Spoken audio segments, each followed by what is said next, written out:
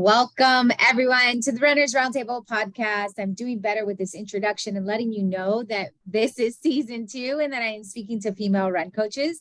And today, or right now in this episode, I am joined by Annika Burbaker, run coach, new mom. And the one that I am dying to get into is race director. So before we go down any path, and go down through these different hats that you wear, how about you tell us about your running story? Yeah, well, first of all, thank you for having me. I am excited that you're doing this roundtable with female run coaches. I think that's really awesome, and how you're, bringing them out. Because I think a lot of times we think the run coaches, the best ones, are males. So that was my perception for a long time. So this is exciting to sit down and talk with you. Yeah, so I am Annika Burbaker, and I live in the desert part of Washington. I joke, Eastern Washington, because people hear Washington State and they think, ooh, Seattle and evergreen trees. So we're on the other side. My husband farms, so that he has some time off this winter, which is nice after a very busy season. We have 3 children. Our oldest is a son. He's 6, a 3-year-old girl, and a 5-month-old baby. So if you happen to view this on YouTube, I might look a little tired today. I'm not sure how much I got up last night. At some point, you stop counting. Yeah, and you know what I've realized? That you're never going to sleep well again as someone whose children are almost 13 and 11 years old. I think last night I slept okay. The night before, apparently it was at 2 a.m. My youngest came into the room because her stomach was hurting. So I just know that the tiredness is kind of part of the wardrobe now. And it's always there. Yes. It's the look of motherhood, right? We just need to bear it instead of apologizing, oh, I look terrible and not together. Just say yeah, I'm a mom and this is where we're at. So yeah, my 6-year-old was the one that was up 4 times in there.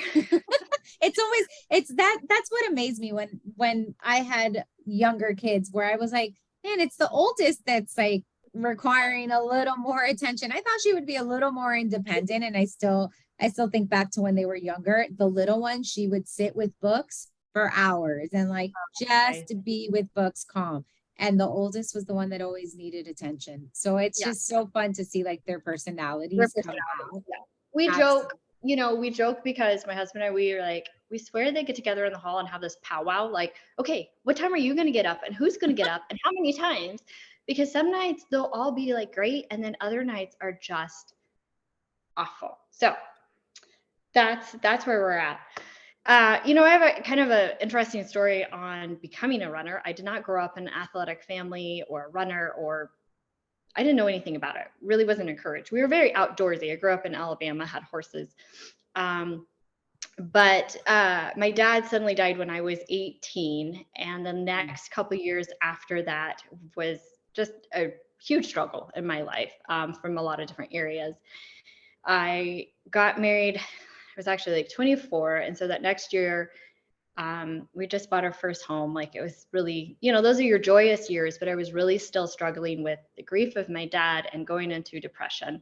And I had this coworker who ran, and she would get up in the morning and run. To me, I thought it was forever. I think it was only 3 or 5 miles, but I was just so I thought, I'm going to try that. She always just seemed to come to work I did my little run this morning. I'm running's free. You can put on a pair of shoes. You don't have to pay a gym membership. And so I was too embarrassed though for people to see me. So I'd walk out of, we live, well, now they've built tons of houses around us in school. Our area has built up, but we lived right on the edge of the neighborhood of a farm field. So I'd walk out there and then run on the farm field because I didn't want anybody to see me running and then walk back in the neighborhood. And it was just out there.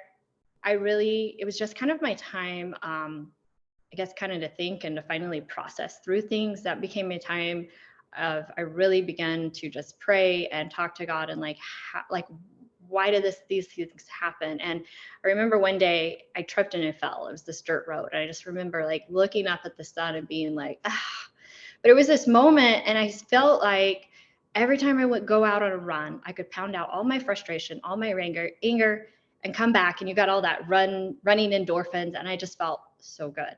So I'm like, well, can I challenge myself to run a little bit farther and further? And I did. That first year I started running, my run anniversary will be 10 years actually this year. So 2013 was when I started running. I did my first half marathon. But with me trying to like become a runner, I made a lot of dangerous mistakes. I didn't know what to eat. I didn't know anything, training plans, and passed out after my first half marathon, puked after every long distance run, and it was crazy. So I got to looking around me and going, hey, there's a lot of people doing these races and they're not puking, they're not passing out. Like, what's the key here? And just that led me into more researching and trying to figure out how to better myself and how to do it. Because I didn't know anybody really who ran at that time, who to talk to. And now we have the cool thing, Instagram, and you can hashtag and follow these people. And I wasn't even on Instagram, I don't think, at that time. So it was just different, maybe straight Googling here or there on coming up with it. Yeah, I started running consistently in 2012, and Okay. I started sharing on Instagram in 2012, some of my runs, what I was doing. But you're absolutely right that back then there wasn't a lot of information out there. It was, you would buy a magazine, or I feel like I had no trouble finding training plans, no problem finding training plans, but the information as to how to do it safely and properly was not there at all. And now I definitely have a very mixed relationship with social media, because I think there's a lot of information out there, and I have an issue with certain accounts or certain people claiming to be experts. Right. And I say this, if anyone's listened to any of these other episodes, I talk about this quite a bit, where it's like, I wish more people just put like an asterisk next to what they shared and said, like, this is based on my personal opinion, unless they're a professional, right? Unless you're someone who, you're a registered dietitian or a nutritionist or a physical therapist or a run coach, where like the knowledge you're sharing is based in either research or fact. Correct. So I feel like we get a lot of blanket statements sometimes online, and not enough encouragement to dig a little deeper into those statements to see if they even apply to you. So I love that your part of your story was okay, I'm going to go out and try. But now I'm curious, how did you go from not wanting anyone to see you to being like, all right, here I am, I'm going to do this? Because I feel that there's a lot of people that want to get into running, but there are maybe some negative emotions with, I don't know whether it's embarrassment or shame or what. I mean, you can maybe speak to that a little bit better with actually being seen running. Right. Yeah. And I think that was for me. I was like, I'm not a runner. I don't know how to run. Like, I don't have all those fancy clothes, which you don't need. And I tell my people I coach that, but that was my perception. I'm out here in, baggy shorts and a t-shirt, and I don't know how to run. What if I look funny? And which is just stupid, because really, if you can run, it doesn't matter the pace, you're a runner, and be proud of that. There are plenty. I had a sister-in-law that passed away this last summer who was in a wheelchair, and I often thought about her, and I tell my kids, Sarah would love to be out running. And so came a point, I'm like, you know what? She would love to be out here running. I should not be ashamed because maybe I don't look like a runner, or I don't have all the name brand running clothes or fancy shoes, because I didn't know, literally, I had no clue what I was doing. So that was it. And over time, I think I just got more confident with who I was and running, and realized, you know what, you don't have to worry about what other people. And then too, when you get into a race and around other runners, they're not looking at what you're wearing or judging you at all. They're like the nicest people. And I am dipping my toes. I love ultra marathons and I've done 250 milers, and you will never meet a nicer group of, they're like family by the time you get finished with that race. So that helped a lot too. My first couple races, struggling, and then kind of teaming up with other people and having them, pull for you and pull through you.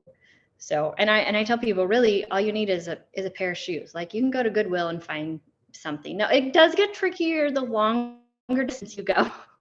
Yeah. But don't feel like you need all this expensive gear to start running, on that. Yeah. How did run coaching come into your life? It was because of my background and my failures. Like I said, I looked around and like, okay, I don't see anybody else puking after I did a marathon. And so I started kind of just, I do like to research things and reading. I got Runner's World and just researching and reading blogs. I did a lot of blogs to figure out, like, my big problem was nutrition, right? I thought, okay, you need protein before you run a race, literally. And I had these like kefir drinks. I don't know why I thought that. Somebody was like, you need gel. Yeah, now you know what I puked. You need gels. So I stopped at Big Five on the way to my first race and got these coffee gels, puked them up. And then I thought, well, hey, there's got to be other people like me who want to run, but don't have a mentor, don't know anything about it. And then as I began kind of experimenting on myself, I don't even know that I knew about run coaches at that time, but I tried writing my own training plan because I got certified in 2018. And I improved a lot. My training, I wasn't thrown out. So I did have two friends that wanted to run. They're like, how did you improve? How did you do this? What have you done differently? Would you kind of help me? And so I trained with a friend. We did a marathon together. This was her first. And I just ran it at her pace. And then I built in, this is when we're going to stop and drink every so many miles. This is when we're going to take whatever we did for nutrition. And I finished that race. And I remember looking down it was a trail marathon. So it actually starts on I-90, if you've heard of it, up at the top of Snoqualmie Pass, and you go down to North Bend to Seattle. And I remember finishing that race and looking out going, gosh, I feel so good. I could keep running. But the key was I'd figured out my pace, nutrition, hydration on that. And so she kind of encouraged me, hey, you should look into coaching. I'm like, I don't have a background in running. A lot of people assume, oh, you ran in high school or you're a track athlete or cross country or something. But I went ahead and did it. My main focus was to be involved in our community. And I wanted to help get group runs started and do a training program that would maybe train for a local half marathon or 5K or whatnot. So that was my first thing I did in like 2019. And I'm still very involved with our community and doing that and race directing. And that is where my heart is. I love it. I do coach one-on-one with Team Run. That funds my running hobby and race entries, to tell you the truth. So it works out great. And I do love it. I love aspects of being in the community and helping a new runner, and they maybe don't have the confidence to get a one-on-one coach or don't have the finances, or, because sometimes people think, I thought this for years, a coach is what the elite do, right? That's not something for me. I'm a novice runner, which is very untrue, but we do get that perception. I had it for a while. Yeah. And I think that's something I would agree with that statement, because I was someone who I trained myself for a very long time. And similarly, I bought all the books, I did all the reading, I created plans for myself, mashing up different kinds of plans. Yes. And it wasn't until, and social media, it's good. Like I don't want to come across as someone who bashes social media. I use it quite a bit, but it was definitely through social media where I started to see more run coaches. And I was like, oh, it isn't just for the elites. Like, actually, people use run coaches as well. So that's when I reached out to a run coach. And for myself, I was very adamant that I wanted a female run coach. I was like, I don't want a male run coach. I need a female. I want someone who understands what it's like to be a menstruating female. I want someone who understands what it's like to have a family and to have kids, or just a kind of a different touch. Because, and I'm looking at my bookshelf here, it's like, oh, all the majority of the run coaching books I have, they've all been written by men, and it's wonderful. It's great. But, you know, a woman has different needs, or at least, you know, athletes in female bodies have different needs. And I wanted someone that could understand that. I agree. That's what I looked for too when we started with my coach. I'm like, somebody who has a mom who's going to understand. There's days when you kind of have to split runs because of your schedule, or you might hop on the treadmill and then run out, take the stroller with the kids, or yeah. And I mean, maybe a coach that was a father. And then, and again, that gets where when you are a coach, really finding out what their lifestyle is and working with that. Yeah. And I think that's part of it. It's a question I always ask, and I'll just go ahead and ask this right now of you, where for me, that was part of what I was looking for in terms of someone who could fit me, the athlete. So when you're thinking of yourself as a coach and you're thinking of the athletes that you work with, how in each of those relationships, how are you able to determine whether you and the athlete were a good fit? Yeah. That's a good question. So I let them pretty much interview me first. You know, they'll reach out, and I think they can tell usually by my bio, and then talking to me. I have had and still do, some of the ones that I coach have become my friends that have been really good. I really haven't had, you know, any, and you know, really, if they feel like at some point we're not a good fit, they can always stop coaching. My big thing is, and I tell them this is your training plan, and running and training needs to fit into your lifestyle, your family. And so that requires me to get to know them as an individual, versus I can give the best training plan with the beautiful, you know, increase in miles and pace and all the workouts. But, you know, it may not work for them to run on Sunday and do their long runs. That might be a family day, and I'm putting a 3-hour run or something. So you really have to find out and get to know them. I feel like this is my goal, and then giving them the training plan where they're like, I can do this. Yes, there's times that they're going to be stretched, and help them work, you know, through that. Primarily, I do coach females. That's what I feel comfortable with. I've had some men, and it's been fine. You don't get that, I would say, that kind of that click that as you do with some female runners. And I found too that I like to check in on them, you know, like once a week. Hey, how's it going? Like, be their running friend. And they're kind of like, leave me alone. Give me a training plan, which is fine. I just feel like sometimes they don't really benefit as much from that. So I respect that too. And I tell them like, and so now sometimes I just ask them like, do you want me to text you and check in every month? But a hard once a month, we will connect, and before moving forward on, you know, on things.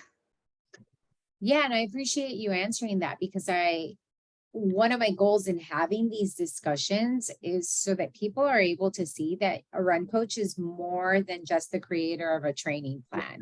Like, if you are hiring a run coach, you are creating a relationship with someone, because it's personalized. Like, your run coach, and I've said this before as well, where it's like, oftentimes your run coach is going to know things about your life that other people may not know, because of how those situations in your life are impacting you, right? Like, my run coach is more likely to know when I'm sick than anyone else outside of my house, because if I'm not feeling well, she's one of the first people that I notify. So that's something that's really important, because there is communication, and it is the creation of a relationship.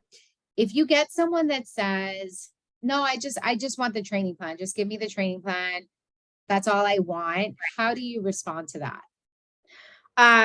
You know, I'm like, I will respect that, but I'm like, I do want communication with you once a month. So some like to do a Google chat, some a phone call. If they're like kind of blow me off on that, then I'll send an email. Usually I try to send an email first, like, hey, let's set up a date. Here's what we're going to talk about to fill them out. And what I have found is those who kind of like don't want to connect and blow you off don't end up, they fall through, they don't really end up training.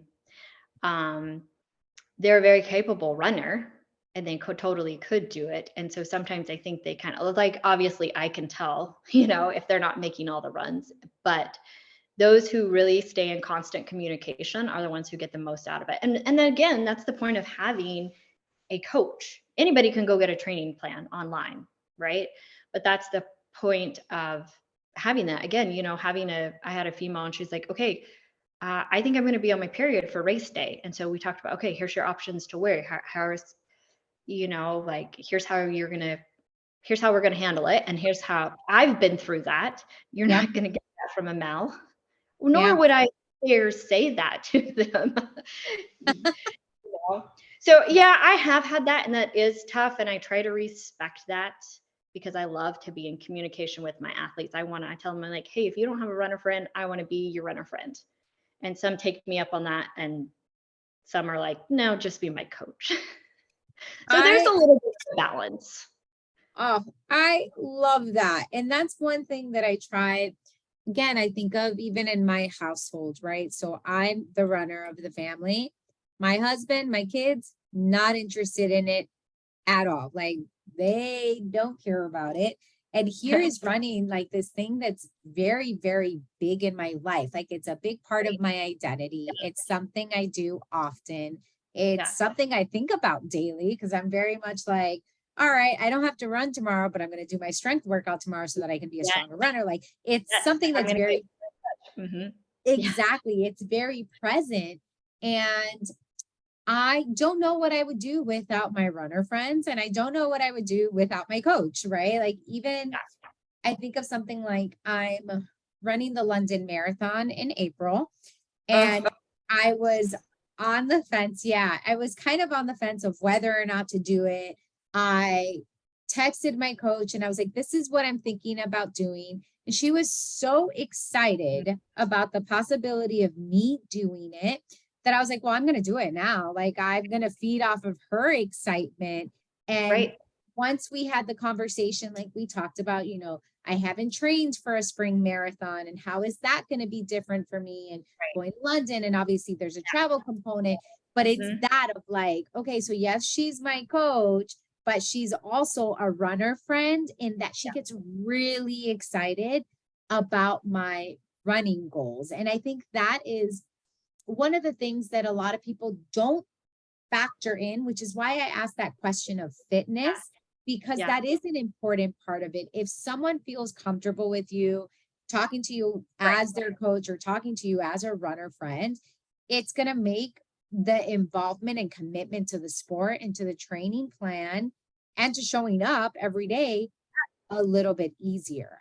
It will. So how do you cultivate those relationships with your athletes?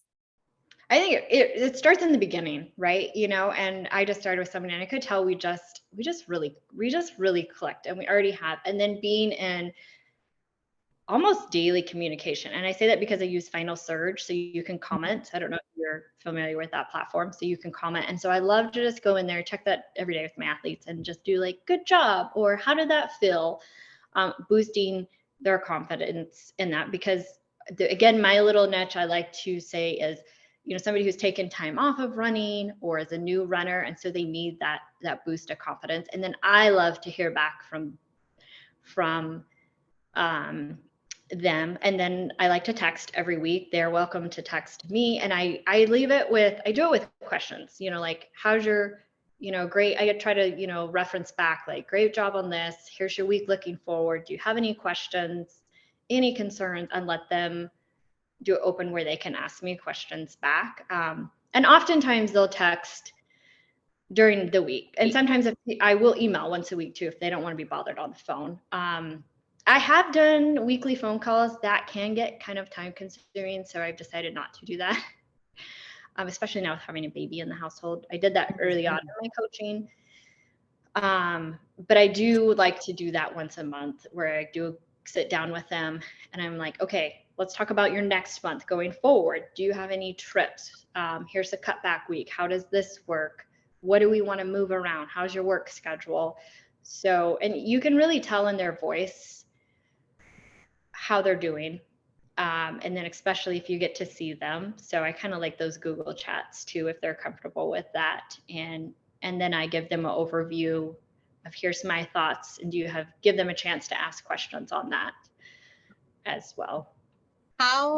When you're giving them their training plans, how are you doing that? Are you giving them the training plan a week at a time, 2 weeks at a time, a whole month out? How is the athlete seeing their training plan from you? I like to do it for a month out. So I, talk and connect with them first, and then I do it for a month out. And I always tell them too, this isn't to say that it's going to stay like this, right? Things come up and we'll adjust, especially if it's a new athlete and you're kind of trying. I actually, go basically off of what they're doing and then kind of monitor things for a while before I change any of their running, give guidance really on pace and effort. So yeah, I do like to do it. And I found that my athletes kind of like to have the month laid out. Mm-hmm. And sometimes it does create a double work because then you do go back and adjust things, but I just feel like that's all part of having a personal coach. When I'm currently not coached because I'm coming back from baby, but when I was, she did a week at a time, which was fine, but I'm a big planner. And so sometimes I would like, man, I wish I could kind of see my whole month and like know how to plan things a little bit better. So that's, yeah, just kind of how it seems to work too. Yeah. And I mean, it's all part of like your coaching style. And then also just the relationships. Cause I feel like so when I trained myself, I would get a plan from either one of my books or online, and I could see the entire 16-week training cycle. I could see it all. And when I started working with the coach, it's very much week by week. Yeah. And at first it was a little overwhelming because I was like, what else is going to happen? But I know for myself, like I've gotten into the rhythm of it where I know like, okay, Monday's always going to be a speed workout. Tuesday, something else. Thursday, something else. I'll be adding in a Friday, I think maybe next week or whatnot. So for me, as someone who tends to overthink her runs, having more information was actually more daunting for me, because then I would see certain workouts and I would think, how am I supposed to do that? Like, is this coach crazy? Like, does she actually think I can do that? So I think I love that you brought that up, because it's like highlighting just how different athletes are as well. Mm-hmm. For me, I remember, again, I'm like looking at these books here because that's where I would get my plans. And I would go and I would make a copy of it, and then I would highlight each week once I was done. And then I would get disappointed when I couldn't do certain runs. Mm-hmm. And then there were points where, but I think it goes back to like when you're following a plan versus having a coach. And if you have to change it, or you miss a week, God forbid you're sick, and then you're like, what do I do now? Yeah. Oh yeah. I mean, I've done it. The whole, I missed a run, so let me add the miles to another run. Let me jump ahead to stay on schedule versus ease back. I've done it all, and it's been an experience. Mm-hmm. Yeah. That sounds like my learning experience. Oh, well, I missed that run, so let's see. I'll run in the morning and then run at night, right? Like that's the same. Or won't run for a week and then you do 5 days straight or something. Yeah.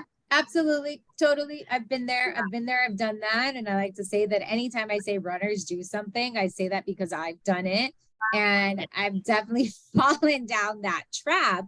But I love that because everyone is so different in terms of how they receive the information. Right. Because it's true. And I just appreciate so much, even you taking the time. And I think the reason why I'm okay with week by week now is because in my own way, I'm type A, and I've definitely been very clear as to like what works for me, what doesn't work for me. So like, I know the pattern.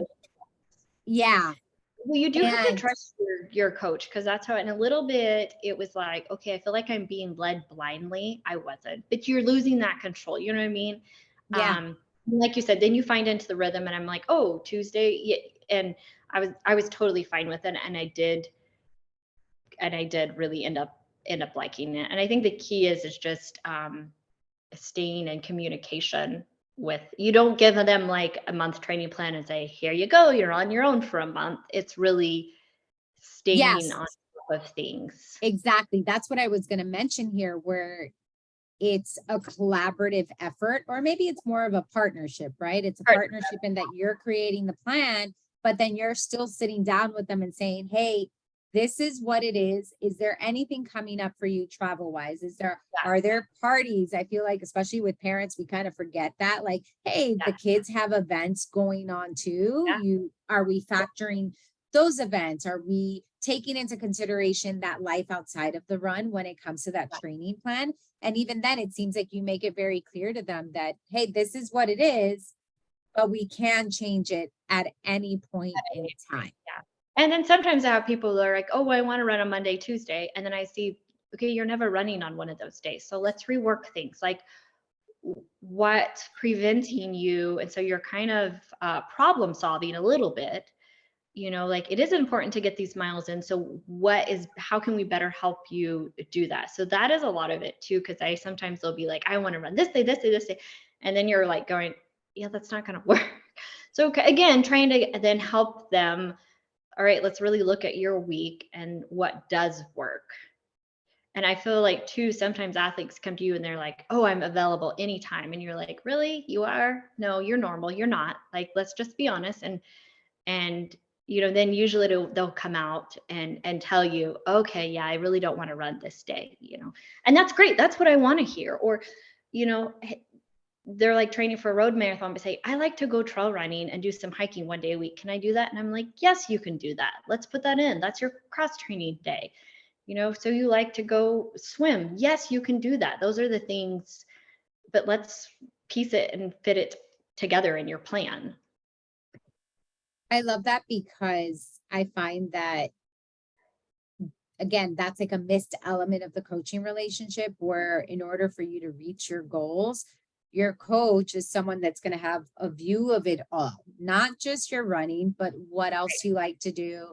What are the stressors in your life? What are other things that are going to impact your running? Because oftentimes you think, and I see it all the time, where it's like, oh, I'm going to get a run coach because I want to get faster. And it's like, cool. Like, I like that that's kind of what's initiating the conversation with you, but your run coach isn't just going to give you a plan to help you get faster. Your run coach needs to understand what's happening in your life that may be preventing you from doing the workouts that are going to help you to get faster, right? Like, how do you navigate those conversations with athletes? Because I feel like, and I don't know if you've had this, and if you have, please share an anecdote or a story of someone who's been like, oh, well, I see people on social media doing this, or they're running. And I feel like it comes up every year at some point, where it's like everyone feels like they need to run that 50, 60 mile week for the marathon. And I'm like, wait, but why do you think you need to do that? Like, wait, tell me. So how do you have that conversation, hopefully, with some athletes, where they're like, okay, so I really think, and I think of it in terms of, when you're thinking ahead and you're planning for, we're going to use the marathon as the example here, because it's such a big race, big distance, big training cycle, where it's like when you sit down and you talk to the athlete and you've been training them, or maybe they're new to you, and they're like, I want to peak at 60 miles a week, because that's what I'm seeing everyone doing. I want to do 60 miles a week. What does that conversation look like for you? Because that for me is always like, okay, you're seeing people on the internet do that, but does that actually work for you? Mm-hmm. And that's a hard conversation. That's like really great you brought that up, because, you're a certified coach, and me, we can look at their current miles and go, if that's a realistic goal or not, right? And not to be Debbie Downer, but you don't want to injure them. And so I'll tell them, like, look, you've currently been running 10 or 15 miles, but, they're going to do a marathon in 5 months. And I'm like, that you don't have enough time to safely build your miles and get there. And you don't have to run a marathon at that many miles. You don't have to. Like, yes, there are some that do that, and great, but they're starting out with their base, probably 30 to 45 miles, right? Or average, somewhere around there.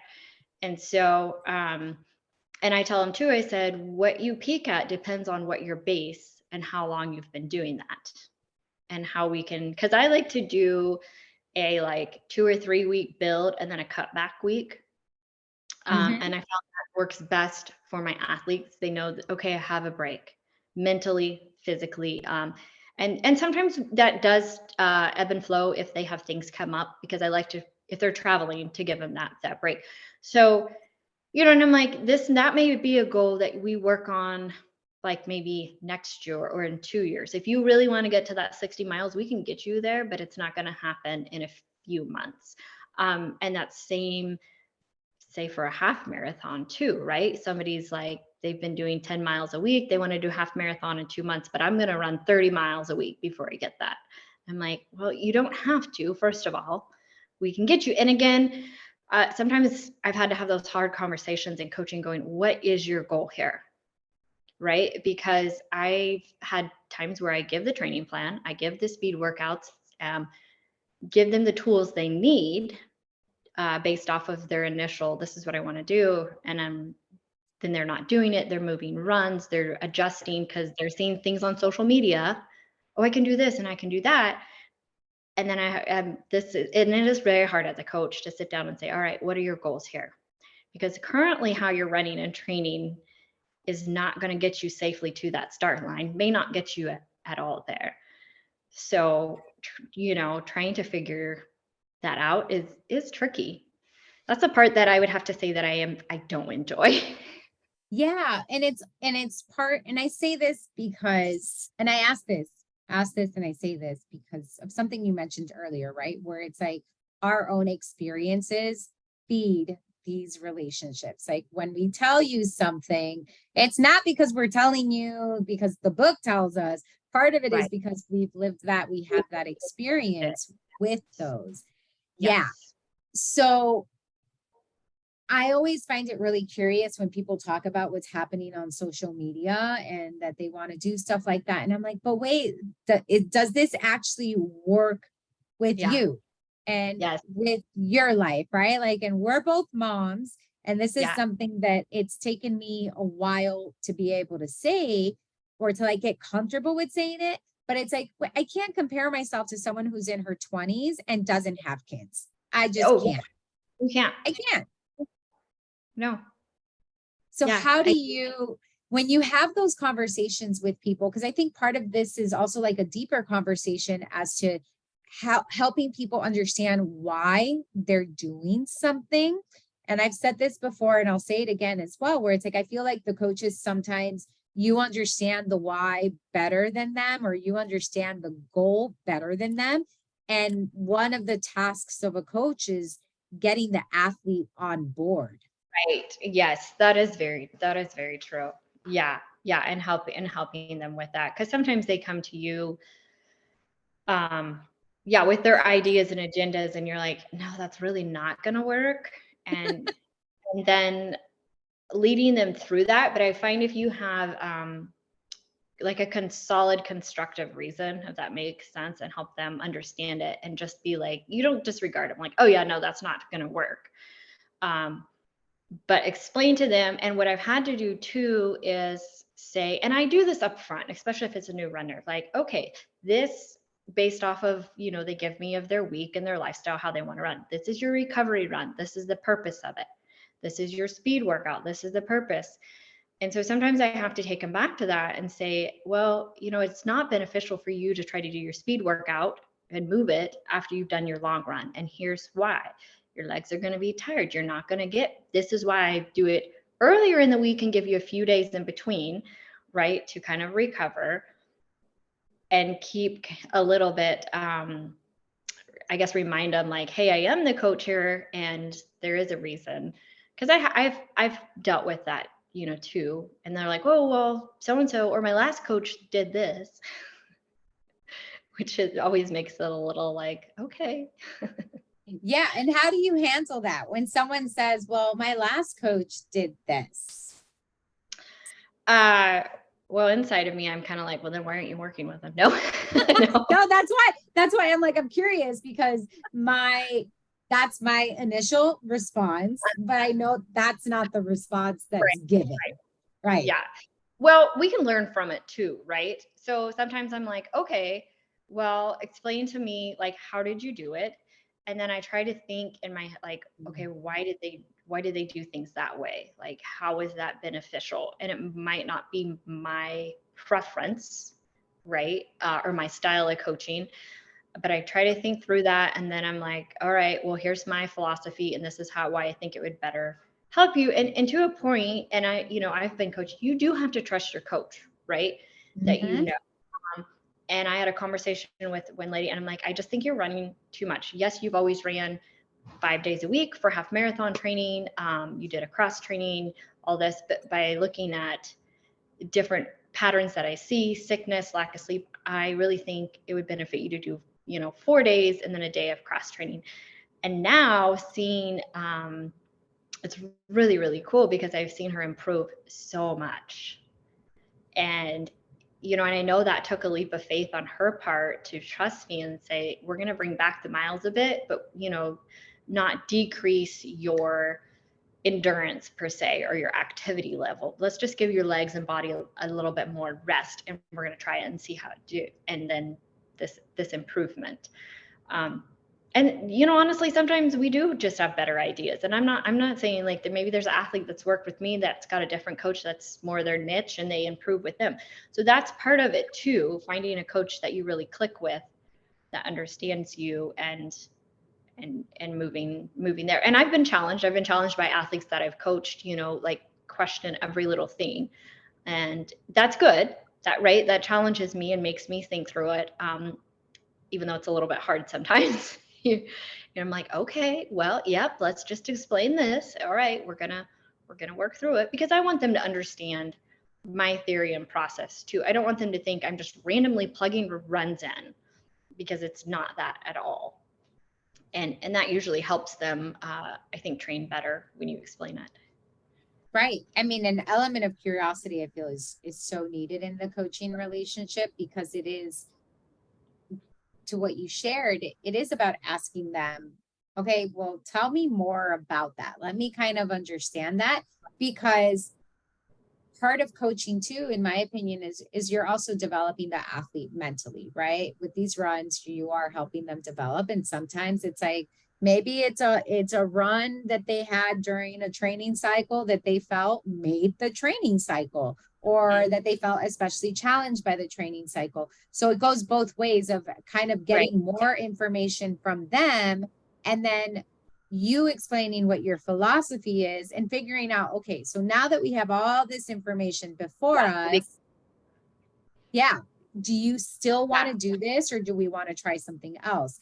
Trust is such an important part of the relationship, because you do have to trust your coach. And I know with me, I always laugh because I'm like, I've been with my coach for I think almost 5 years now. We're going on 5 years.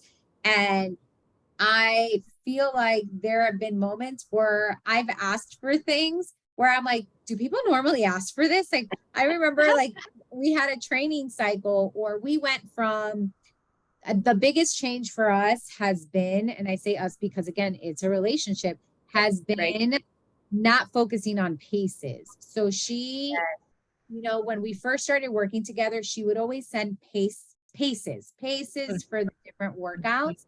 And I honestly would get frustrated because I live in Miami, Florida. It's hot.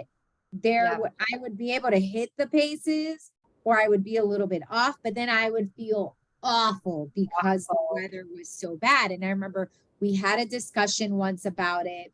I tried to adjust for temperature and all of that stuff. We had another discussion about it. And then for a while there, we trained, or she would send me workouts with feeling words. So I'll give an example. On Monday, my speed workout was 2 mile warm up, 2 mile cool down, and then 2 miles of alternating 2 minutes, moderately fast, and then 2 minutes recovery. So even those little words really helped me connect to running in a different way. But I remember when we first started doing that, I was like, oh my gosh, I've never heard of anyone do anything like this, like trained by words instead of paces. And yet what I've seen has happened for me it's helped me become more consistent Yes. in feeling the effort Yes. versus There's freedom in it. watch. Yes. Yes. There is freedom in it. And I like to do that in a mix too. Sometimes like if there's a very specific time goal an athlete has, I will give them pace workouts, speed workouts, work that in the long run. But I also like to take that back and do it in minute, like especially for a recovery, 30, 40 minutes recovery place. If you need to walk the dog, walk the kids, and not, especially if you have somebody who's super concerned about pace, they will analyze over that too much. And when you say recovery pace, but if you give them, okay, here's your recovery pace, say 12:30 to whatever, a 13:30 pace, whatever, like they're going to stress to stay in that zone. It's like, that's not the point. And sometimes though, I want them to feel, okay, what is your moderate pace? What is your steady pace, your recovery pace, and get more in tune with their body and breathing versus focused on their watch and pace. Some like that, and some don't. Some I have found that, will you please just give me the paces I'm supposed to run every race? And I'm like, well, I can, but I don't want you, and I do. Sometimes it helps people and I'll calculate that. But I don't put it in for every run. And that's a reason. Because then again, I think I go back to the thing, okay, most of us are not sponsored athletes. This is not our job. It should be fun. We should enjoy it. And if you are stressing about your pace on every run and then feeling bad because you were 2 seconds off, it's not worth it. It really is. No, I completely agree with you on that. How would you describe your coaching style? Very individual. I would say each training plan, I really strive to get to know my athletes and what their lifestyle is and what their needs is. So each plan honestly looks different for everyone. Yes, in baseline, I'm going to balance my speed workout. You have, depending on their level, usually 2 to 3 efforts a week, your recovery runs. But I really try, my heart and soul is like getting it to what they want and custom to them, instead of like one training plan, I could have written up and then, here have it. Good luck. Plug it in. Yeah. See you on race day. Let me know how it goes. Right. Yeah. It doesn't always work that way. Or at least for me, it's like, no, if you're going to get a coach, take advantage of all the resources a coach has to offer you. And I think sometimes athletes aren't aware of that and they don't really know, but you also need to make yourself available too. Yeah. Which goes back to this idea that this coach athlete relationship is a relationship. Like it is going to take some back and forth between the two of you to get to know one another, to understand each other, to communicate with each other. I like to think of, in the coaching relationship, a training plan is a living, breathing thing. Like both people's involvement, because like you said, you can create a perfect training plan with peaking at the right moment and recovery weeks and all of that stuff. You can do that. But if the athlete isn't breathing life into that plan, it's not working. You're not really gonna get anywhere. Yeah. What would you say is your coaching philosophy? If you had to put it all together into one sentence, what would that be? I'm giving you a sentence here. I'm giving you a little bit more words to use. Training should be, and running should be built around your lifestyle and around your family and around what you're doing. It shouldn't be vice versa. And I think we get those off kilter sometimes and put our training and running above everything and then try to fill in the gaps. And with that, why I say it's going to bring you joy, and it should. And I want to help, again, there's sometimes that I help prioritize them so their training plan does bring them joy and they're feeling encouraged and uplifted. It goes back to what we were talking to earlier. A coach shouldn't be like that middle school PE teacher that's ready to like tell you how bad you are. They should be there to encourage you. Same as your training plan, right? So that, I guess, if it was one sentence, it really should be built around already what you have, your beautiful life. And then I just kind of help bring that up. And it should, there will be hard runs when I'm sure I have athletes that are hating me during their speed workout, but they finish and they feel so proud and they're texting me and I'm like, yes, you did that. Good job. It should bring them just joy and they should feel so excited about it, instead of being like, oh, my coach is going to be disappointed. I had one over Christmas and she's like, I didn't run. And I said, I sure hope you weren't stressing that I would be upset. That to me, that meant you were having good family time. And that's important. Yeah. And you have Absolutely. a space. I said, no, I will never be, you traveled, you were away for 3 weeks and I'm happy that you got to spend family time in there. So yeah, that's kind of several sentences. But it all connects. And I'm curious, let's role play right now. I'm an athlete, because you're saying that the running should fit around your lifestyle, not your lifestyle fit to running, right? So I'm an athlete and I tell you, Annika, I'm in between a half marathon or a full marathon. And let's pretend in either case, it's a race that's 5 months away. It's one of those races that has both events going on. And I tell you, I really want to do one of those. What are the questions that you ask to help determine which race would be a better fit for that athlete? Yeah, that's a good question. So first I ask him, how many days are you currently running? How many miles are you currently running? And how have you been doing that for usually the past 2 or 3 months? What's your average? And, I look at that and right away I can tell, like, what's your baseline? And so for a half, I'm like, if you're, 10 to 15 miles and you're consistently been doing that 2 to 3 days a week, okay, we can build from there. That would be a stretch for a marathon. Like, you're just not going to get there safely. And then, if they're like, oh yeah, I'm running 4 and 5 days a week, I'm doing 20, 30 miles, I've been doing this. I'm like, you can do the marathon. Again, then I'm asking, what time restraints do you have? Because training for a marathon is going to take a lot more time commitment than a half marathon. Do you want to give up a weekend morning or any morning for your long run for, say, up to 3 hours? Do your kids have soccer practice or whatever? Do you have church or on Sunday morning? Versus a half marathon, you're going to be, depending on your run, but hour and a half, right? Hour. There's not that much time. And maybe they're in this stage of life, like me right now, you might do shorter distances. I'm not training for ultra marathons. And so, okay, right now, maybe do a half. And then in a few more months, if your lifestyle changes, then you can focus and have more time commitment, because it is a time commitment on the athlete's part. And they need to know that up front.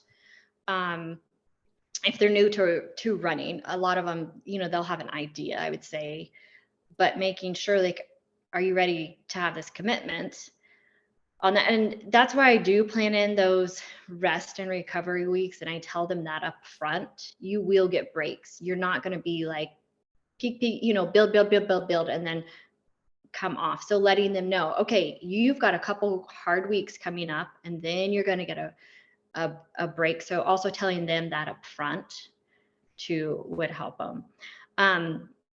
And I've had to have some hard conversations with athletes, and I'm like, well, and I've had it happen twice. I already signed up for this marathon. I want you to train me, and they're doing 10 or 15 miles a week. And I will say, that's not a safe option. That's not an ideal option. If you're going to do it regardless, because they're like, I'm already signed up for whatever in 3 or 4 months. And also what I've realized too, our time frame is totally different as a coach. So they might think, I have a marathon in 3 or 4 months. That's way down the road. Me as a coach am going, you don't have enough time. And letting them know up front, I'm like, this is not an ideal training, right? This is not how I would train somebody. This is not ideal. And both times it has not gone well. So, and I don't know there as a coach, if you go, hey, I'm not going to coach you because it's not this, again, beautiful plan doesn't have to be beautiful? Or do you say, I'm going to help guide you through this process the best that I can so you don't kill yourself? I don't know. Because I've had that a couple of times where they're like, I'm doing the marathon, I've already signed up, and give me a training plan. And it's very difficult because essentially you're going, but they don't, a lot of times people don't have the concept of what it takes to carefully build and over months of time too. Oh yeah. I mean, you said 3 months and I'm like, so you really only have 2 months to train. Once Yes. we factor in the fact that you're going to have these down weeks, once those cutback weeks, right? Like when we're looking at it, it really isn't enough time. And like, you know, if anyone watches this video, you'll see that I made faces throughout that entire thing because I find it now even more and more amazing that you have people who go from 0 to marathon. Like people who have never ran a day in their life, who, or if not, they've ran, but like sporadic, and then they decide to do a marathon. And I was actually looking at some training plans for the London Marathon because I was really curious. I love looking at, you know, Chicago Marathon, like these bigger races when they provide training plans. I love looking at the training plans and seeing how they build the long run. Always love looking at it. And there was like this one training plan where I told my husband this past week, and I'm like, so I was looking at this training plan. Again, he doesn't get it. Like I should have called one of my runner friends to talk about it because he was just like, oh, I don't know what to do. Totally my husband and I's scenario too. But so I was like looking at it, and it was, they divided into 3, right? So like your beginner runner, intermediate runner, advanced runner, and your beginner runner, which blew me away. The week before the race, the long run was 22 miles. What? Yeah. I was just like, race. Yeah, I've seen some plans that, yes, that they've put on, yes, some different training plans. Yeah. And for a beginner runner and a half marathon, and they're like, yeah, week 3 up at 10 miles already. Yeah. It was like, it was one of those things that I kept, again, I like to look at the up and the down and like how they do it. And it was like one weekend was your 16-mile run. And then the next weekend you were down to 6. And I'm like, wait, how are we telling these people to run? And I also, you know, even in those training plans, you miss that post-race period. Like, I feel like when you hire a coach for a race, you need to hire them for the recovery period too, beyond a race, to help you like heal and navigate that time and then slowly build back. Yes, absolutely. So that like I have found that a lot of those training plans from races are super high miles. Yeah. And I think that used to, it really, everybody, again, you know, oh, I got to run. Well, not everybody, because I've had both, but I want to run X amount of miles, right? They think they need to run high miles to do that. And sometimes for runners, what I do, I've given them for their long runs in time versus miles, because that just works out better for them. Again, if I give them, because you reach this point of no return, right? You may give them 18, 20 miles, and that's going to take them 5 or 6 hours or whatever. And there's no benefit for it, right? And so I really kind of put a cap on it. And that can be kind of hard for runners. They're like, well, so-and-so, my friend did it and they're doing 20 miles. Well, you know, you're going to just beat yourself up out there for 5 hours and then not be able to run the rest of the week. We got to look at your time on your feet. Yeah. It's very interesting. But then again, that goes back to the, and I have followed training plans in the beginning of mine too, like that. And really, I threw my back completely out and injured myself doing that because I was just running too many miles. I'm like, but this is what the training plan said. And it was stupid. And it's also, you know, not for anything here, but I'm going to say it, right? Like a lot of these training plans and these books were developed based on studying like the male body, right? Or like what men were doing. And it's like, okay, not for anything. Yes, ladies, we can do the 20-mile runs. We can do the 23-mile runs, but know that these plans may not have been created with you in mind, right? Like even something, even something like you had mentioned, your athlete who had her period on race day, right? Like those are things that they do impact our training. Not to say that you cannot continue to train throughout all of that, but it is something that you just knowing that maybe when you have your period or right after you have your period, like your heart rate may be elevated or certain things in your body may shift, certain runs may not feel as good. Just knowing that. And some runs are going to, depending on the phases you are in your cycle, some runs are going to feel harder than others. It may be a normal pace, a normal run, and all of a sudden it's going to feel harder because of where you're at in your hormones. So yeah, it is crazy. The men get off with it just is a lot easier for them. Yes, it's a different ball game for them.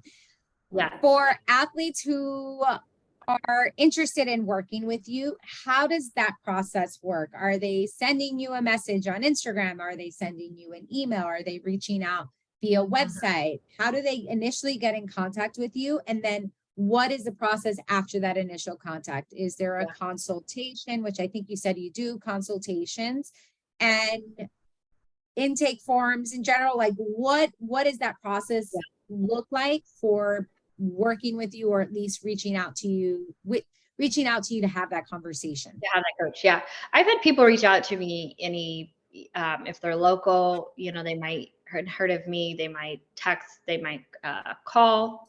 Sometimes people have like, oh, here's her number, email, Instagram. I would say the majority, like people will find me because I am through Team Run. And so they might look on their website and you can categorize it depending if you want, like you're a beginner or intermediate, if you want to do road, half, whatever. And they'll find you through there. And on there, there's like a contact form. And so they can fill out all these questions and information about themselves. And that will get emailed to me, which is great. Sometimes I get very little information about that person. Sometimes I get a lot. And then I immediately respond with a follow-up to their questions. I'm like, do you want to talk to me? Do you want to do a Google meeting? Let's talk. I really find that talking, and again, I'm a communication person. I want to talk to them and I want them. I think that's best. I've had people, oh no, you can just email. But I really try to talk to, like, can we please, just set up a time to talk? And then it's up to them. And I tell them, like, I do not pressure people. I'm like, I'll answer whatever questions you want, depending on what they feel like. I don't know. They may be interviewing other coaches. I have no idea. And I don't ask, and then they will go back and there's a form to fill out on Team Run, which I send anybody to if they want to sign up with me. Then they sign up through Team Run on their website and I get that. And again, then it's more communication after that. Once I get the form, it'll link them and they get connected with Final Surge. Depending on how much information, I can start working on their training plan right away. Sometimes it takes a lot of piecing, trying to figure out how best to put their runs in there, a little bit of artwork. Yeah, I mean, it really is. And I was curious if you could share a little bit about that. So you have, let's pretend it's two athletes, and one of them just wants to get back into running. So you have that person who's coming back into running. And then you have another athlete who has a half marathon that they're training for with a definitive race date. So connecting to that idea of like creating these training plans is an art form. How are you approaching those two athletes? Someone that's getting back into running and someone that has a race date with a race goal in mind. Right. So are you saying like hypothetically they're both starting new to me? They're both new to you? Yep. So one that's getting back to it, I'm going to really ask, like, what have you been doing any exercise at all? What have you been doing? And if it's just walking, we're going to continue doing walking and build in some running in there in minutes, right? So the first month, it's pretty much keeping everything they've been doing the same and just increasing some run minutes in their walking and working on that. The goal is to get them to be able to run, a couple miles, and you're taking them from a walk to a run. And it's a very slow process and also very patient. with that too. Versus if I have somebody, they're like, hey, I got a half marathon in the fall, because I have something like this, half marathon in the fall, and we got a visitor. Can you say it quietly? Hi. Hi. This is 2020. My kids, all of a sudden, they're like, all the Google meetings. Okay, you gotta be quiet. And they've already consistent running. They have a pattern, say they're running 2-3 days a week. Well, at this, or 3 or 4. So really just helping them, okay, you're going to be your speed workout day. This is your recovery. This is going to be, which day, Saturday, Sunday, Friday for your long run, and plugging that in and just really getting them right, clicking with that training plan as, really as soon as we can. And building, again, I like to tell them, I don't make a lot of changes in the first month from what they're already doing, right? I want to give structure, and I want to help them see there is a purpose to every run. There's not junk miles, even if you're running slow. And so just getting into the flow of kind of my coaching routine, and then we'll start tweaking miles and distance and maybe slowly building, adding in more speed work. If it's somebody who's never done speed work, then we'll slowly add that in. And so I let them know that up front too, like, hey, don't expect anything crazy, because I want to see what's their heart rate doing at different rates, what's their paces doing, what's their cadence. And sometimes you do kind of move some different effort runs around in that. So I would say the first month, yeah, you kind of look at that, but it does look very different with those two different athletes too. Yeah. And it goes back to what you said about fitting it into their lifestyle, right? So it's like that. And I think this is also a really important part of the coach athlete relationship that we don't talk about, that there is that period of newness where you are getting to know each other, right? Where you're getting to know the person as an athlete, and then the person is getting to know you as a coach. Yeah. I want to pivot a little bit and just ask you, as a race director, what is something you wish us runners either knew or would do at events? Oh, I'm sure you have such a long list. I do. So I was that runner, and I'm like, I'm paying for this event. I could go out and run these miles free. I'm paying for this. I expect everything to be perfect. I don't want to wait in the line for the porta potties. When I wake up, you give your name, you want your race bib, you want cool swag, the course to be marked perfectly. We don't want to get lost. We want the mile markers to be on the dot with our Garmin watch. And you have all these huge assumptions. And really, there's 1 or 2 human individuals putting on this huge event, right? And we make mistakes and we make flaws. So giving grace, if you show up and they're like, oh, hold on, like maybe we have the wrong shirt size, or maybe we didn't get your shirt size, or it takes us a little bit to find your race bib number or whatever, not getting frustrated and just giving them grace on that. And yeah, again, if any race, I'm like, where's the race director, and finding them and thanking them, because it is a lot of work. Even if you're getting paid, some of them I get paid to put on, and from a different scale. My biggest right now, I'm knee deep putting on a marathon, and I have a committee that's like helping. I'm not like the main person in there, but permits and swag, and it's a lot of work, and I'm not getting. Just 1 minute. You guys both go into the living room. Okay, go into the living room. You can watch a show. Okay. Sorry. And so they may be doing it just totally a half marathon I do in the fall. It takes a lot of work, and I don't get paid for it. So I think sometimes people wonder about that too. And it's a pretty. I had over 300 people do it for our area. It was the biggest race last year on that. So, and that's what I wish people know, like, hey, we're all human here. It's not going to be perfect. Like, we will try our best, and I want you to have an amazing race day, because I want that as a runner, but it might not be. I don't know. Yeah. And I feel like one of the things that happens frequently, and I'm curious what your response is to this, or if you've even had to deal with that situation, is when a course is short. Yeah. Yeah. So it goes either way. If it's short, Yeah. people are mad. And if it's too Yeah. long, people are mad. It's very true. I do mark the courses, and I won't for this marathon. We're gonna actually have it official. I don't know what it's called, to get the that you put on a bike and you measure it. So it's a certified course. Um, I go out and do it just multiple times. A lot of times where I'm putting on the races here locally, I know the path, and so I'll run it and bike it and mark it. So I haven't had anybody complain to me on that, but as a runner, but what I have found is when a runner puts on a race, it's usually off when they're not a runner. Does that make sense? When they're not a runner, and so they don't understand, like it's a 5K and they only do 3 miles, so, or it's 10K and it's 6 miles or something, So Yeah. I have done events or helped, and I'm like, hey, no, you need to change the distance. Make sure. In fact, I was hired for one, and they're like, oh, it doesn't matter. It's a 5K. Like if it's like 3 miles, I'm like, no, I'm going to make sure it's 3.10 because I'm a runner. And, especially if people are like, oh, it's on Strava, I've got to have my distance. Absolutely. That happened to me as a runner, but I do try to make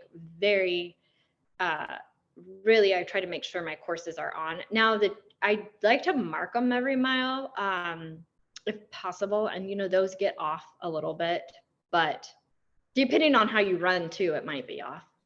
Absolutely. That's something I try to tell people as well, where it's like, I feel like the Chicago Marathon is so infamous for being over. Like I've had Chicago Marathon races where it says I've ran like 28 miles versus the 26.2. And I always have to like laugh because I'm like, okay, remember there's satellites, like things get really funky when you're downtown. All the big buildings, even like the swerving, you don't realize it, but when you're dodging people and going from left to right, that little bit does add up too. So thank you for answering that, because I realize that it's not an easy job. Like I've listened to interviews with race directors, and they're like, the things we have to think about, and like the course, and where's their access for firemen and EMT and all that stuff, where it's like, oh, here are all these things that as a runner you expect to see them on the course. Yeah. But you don't think about them. Yeah. And currently where we live, there's like 3 different cities. So I'm working on this marathon, and it's going through each different city. Each different city has different policy and guidelines. So like that about, okay, at what point do you want like EMS and an AED, and what are your protocols for this and guidelines? And then you need to, depending on where aid stations are at in that city, we need to let them know what those are. And it's a lot, and nobody has, I had one friend, and she came to our race committee, and she's like, literally, my head is spinning. I had no idea there was so much involved. And I think that goes back to us as runners when we go there, that we need to appreciate. And I guess this is bad on me, but I kind of think I had a snobby attitude. Like, I'm paying for this, right? You better have it right. But most people just have no idea. And you really just need to be appreciative that even if they are getting paid, let me tell you, it's not worth. I'm sure it's not worth it. You break it down to hours. That's what I was going to say. I know. Break it down to hours. Yeah, there's races here where it's like the race will start at 6 a.m., but I'll hear from volunteers where they're like, yeah, we had to be there at 3 a.m. to start setting up. And it's like, oh, until what time are you there? Mm-hmm. And they're like, until 3 p.m. I'm like, oh, okay, you're working a solid 12-hour shift just on race day, like not even anything else. So I will say thank you for putting on these events for runners, and hopefully us runners, maybe I will speak on behalf of an entire population of people who like to do races. And thank you for that. I love it. I do love it. It is a lot of work, but my heart is to put on a fun race event in our community that runners can enjoy, and it's not halfway done, and thinking about those little things like, ooh, I wish that would have been done at a race. Or so you do think of things differently. which is an advantage being a runner, putting on a race versus vice versa on there. So it is worth all the work. Especially, it is so fun if you ever get the opportunity to be on the other line of that finish line and greet people when they come back. Not to get emotional, but the stories, and people are like, I worked so hard, and maybe this is their first half marathon or first 5K or 1 mile, and they're like, I've worked so hard, and then they're just crying, and seeing them as they cross that finish line is amazing.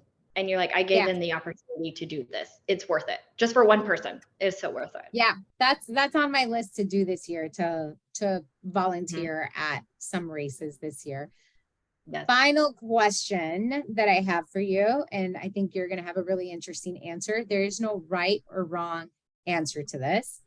Okay. How can we make running more accessible and inclusive?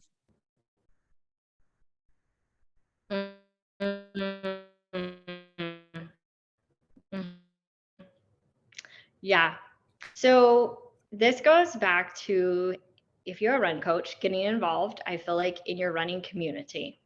I would say look up and see if you have any running clubs and volunteer and say, hey, can we help do a free event, train people for, say you have a local half marathon, local 5K, and being involved and write a training plan that you can get beginners and help promote that to your community. Because maybe somebody who would thought, hey, I can never run a 5K, but they see it advertised as, hey, it's a beginner training plan for a 5K, and we'll help you. You come meet up for your group runs, right? Or your half marathon. And so that's going to reach a whole different people that you never would have the opportunity, which is really neat. Another thing being accessible for races, since we're moms, that I think about a lot is, if you have a small baby, and I've had this, and you're nursing or pumping, at the start of the race, or you need to pump, and how do you do that? Races are not, very few races where I think it's becoming more of it, are not supportive of that. And, I've done the whole pump in the car, then you dump it. What do you do? And trying to have something and letting moms know, or, like, hey, you can come here. Here's the place you can sit down and pump or feed your baby. Or maybe at this halfway point, there'll be a place, and thinking about that. And, it takes more planning, but I really wish this season is hard enough as it is. And it is so hard to get to that race, that start of race. And then you're creating more complications, you know? So that is kind of my heart. And I'm thinking about that and working on it too. I want to make events where moms with small children can be welcomed at, and make it accessible for them. And how that looks, I'm still trying to figure that all out, And that's the beauty of having these conversations, is that we can work on figuring it out together, right? And someone may hear this and they'll be like, oh, someone's thinking about that. That's really cool, because oftentimes we don't think anybody cares. And it's like, oh, here you're saying, you're verbalizing something that a lot of women do care about. So that's a big part of it. Yeah. Can you tell us where we can connect with you online, your website, how to best follow up on you, and if you have anything exciting that you're working on or working toward? So I'm on Instagram, Grace for Every Mile. That's just kind of my MO too. I tell my athletes to, like, give yourself grace on some days. So Instagram, everymilecoaching@gmail.com is my email. If you're interested in coaching, you can look me up on Team Run. I've worked with them since 2000, actually. Wow. It's hard to believe. Yes, I love Team Run. Matt and Julie, the owners, are amazing. So shout out to them. So fun working on. So one of my big project I am working on now is putting on this marathon and relay for Tri-Cities, Washington. That's going to be on April 8th. So I'm working on all the permits, coordinating with the cities on that. That's a little bit time consuming, more than what I thought in this swag. In my personal, I said I had a baby 5 months ago. So I just finished a 12-week postpartum plan, which I'm so happy about. I'm back to trail running, getting back just slowly. Third baby and learning to not jump back into it. So I'm definitely taking my time. This year, my goal is just to do a marathon by September. I say just, that is still fabulous. I love ultra running. So, but I'm not going to do any of that this year. Again, the logistics, because I still probably will have a nursing baby. And so I'm like, there's probably no way that could happen. So back to ultra running on that, but I'm excited to get back to trail running. That's been really fun. That's my heart. And so it's been amazing. I've had a couple, I did, I think 7 miles on Saturday with, the vert. And so it was just like, breathed life into freedom. me. Yeah. Life and freedom. Very short window of, okay, feed her at the last minute, get in the car. How long does it take to the trail long? Okay, how long can I run and get back home? It's a whole different set of negotiations and like time calculations, right? Like when you're thinking about that baby and how much time you have, you're doing it. You're doing it. Yes, I am. Yeah. So, and that's been really fun to come back. And then I've had different issues postpartum before, but I did this whole 12-week postpartum plan.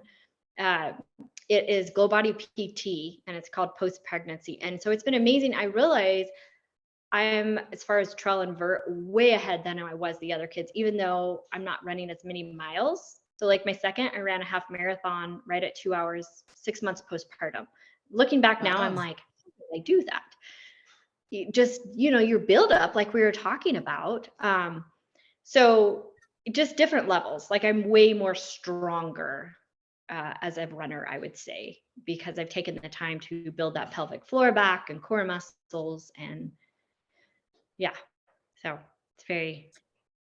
It is. Exciting. It's exciting because it's a good reminder that being a runner is more than just running. Like there's a lot that goes into it to make you strong. And again, to what you said earlier, being a runner means that running is fitting into your lifestyle. Like this is something that it brings you joy. It's very nourishing for your soul, but it still has to make sense with all the other demands that you have right now. Yeah. And I'm not running like I was when I trained for a 50 miler, right? I'm not doing 50 some miles a week. And that's humbling for me. It is very humbling to come back. And I was running, for me, very slow. And I'm still not doing very many miles a week. And I think about where I just was, last year, the last two years, but I'm doing what fits into my lifestyle and what brings me joy. And if I can get to the trails 1 day a week, and that's what all I do right now, that's where I'm at, and being okay with that, versus before I'm like, oh, I got to run 20 miles a week at least. And no, it's just not going to work. So, and really realizing that, and then being proud of the fact too, like if I get out 1 day a week, then I'm going to be proud of that fact because it's filling my cup. It's not emptying. And there's that balance of, sure, I'm running 20 to 30 miles a week, but I'm so exhausted, I can't care for my family. And that's what I've done before. So that again goes back to running fitting into your lifestyle. There it is. There it is. And that's exactly where it is. I'm going to end us on that note because I think that's the perfect reminder for everyone to leave. If we're thinking of recency effect, that is what I want people to leave this episode with, of running has to fit into your lifetime. If you're running so much that it's exhausting you for other aspects of your lifetime, that is a really great opportunity for you to check in with yourself and get curious as to why you feel the need to run that much. So yes. Oh, yes. You said it. You said it so well. 100%. Yeah. Well, Annika, thank you so much for joining me today. Thank you everyone for listening, and we'll see you real soon. Bye, everyone.